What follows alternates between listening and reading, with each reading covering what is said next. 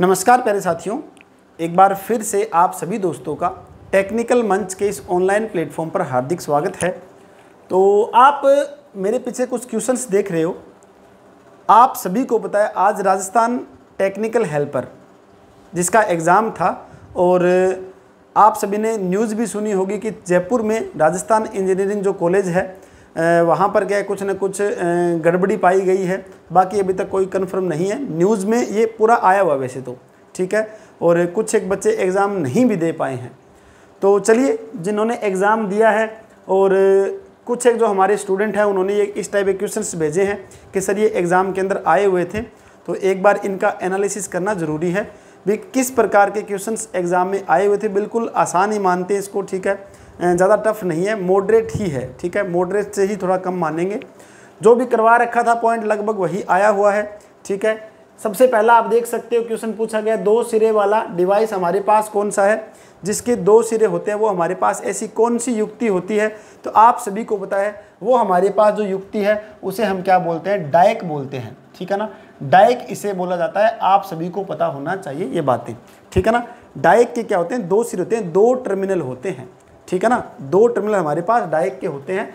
तो अगला हमारे पास क्या है, ट्रांसफार्मर के पैरेलल ऑपरेशन की बात इन्होंने पूछ रखी है कि अगर हम दो ट्रांसफार्मर को पैरेलल में जोड़ते हैं तो उनको जोड़ने के लिए हमें कौन कौन सी शर्तें ध्यान में रखनी है।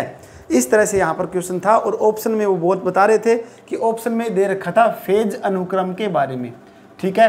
तो फेज अनुक्रम है वो क्या होना चाहिए, सेम होना चाहिए, ठीक है। तो ये हमारे पास इसका सही होगा। अगला क्वेश्चन आपको पूछ रखा है कि 50 हर्ट्ज हमारे पास फ्रीक्वेंसी दे रखी थी और XL की वैल्यू दे रखी थी हमारे पास 200 ओम, ठीक है।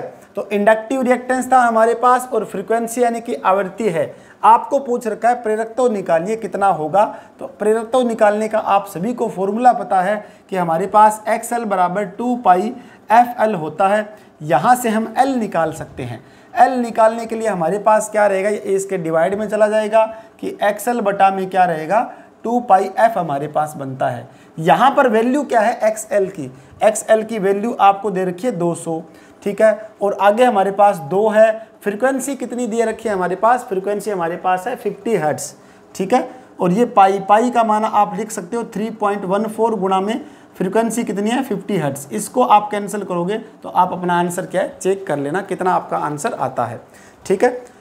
नेक्स्ट क्वेश्चन बिल्कुल आसान है, 4 नंबर की 4 सेल समानांतर में हमने जोड़ रखे हैं। सेलों को समानांतर में जोड़ना, सेलों को सीरीज में जोड़ना, ये आप सभी को मैंने अच्छी तरह से बता रखा है कि अगर हम सेल को, जैसे हमारे पास एक सेल ये रहा, ठीक है, और दूसरा सेल हमारे पास ये रहा, इस तरह से सेलों को अगर हम सीरीज में जोड़ते हैं तो आपको कंडीशन पता है, सीरीज की कंडीशन सभी को पता है कि सीरीज के अंदर होती है क्या चीज़, धारा हमारे पास होती है सेम।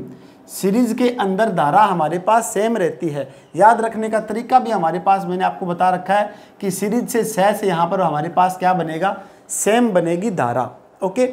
उसके बाद धारा सेम है तो वोल्टेज अलग अलग होगी इसके अंदर, V1 इसमें मान लेते हैं, V2 इसमें, V3 इसमें।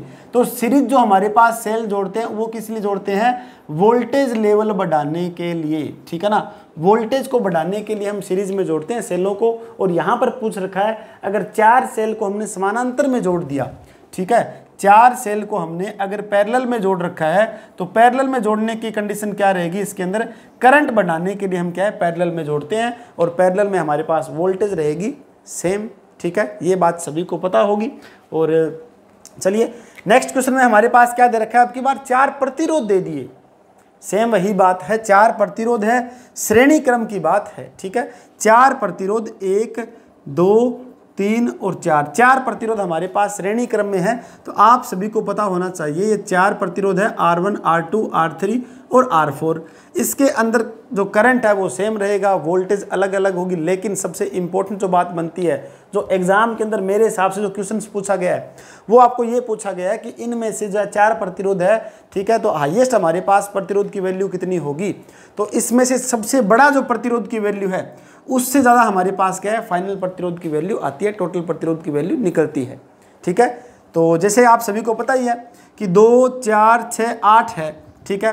अब हम अगर इसका टोटल प्रतिरोध निकालेंगे तो 8 ओम जो हमारे पास लास्ट है ना, इससे हाईएस्ट ही हमारे पास टोटल वैल्यू निकलेगी। ठीक है, और इसको किस में जोड़ रखा है, प्रतिरोध को श्रेणी क्रम में है, तो हमारे पास इसी तरह से इसको करना होगा।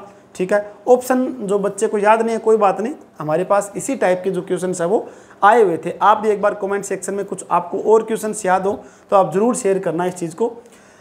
अगला दे रखा है 10 वोल्ट और हमारे पास दे रखा है 12 वोल्ट आवेश दिया हुआ है, धारिता आपको निकालनी है।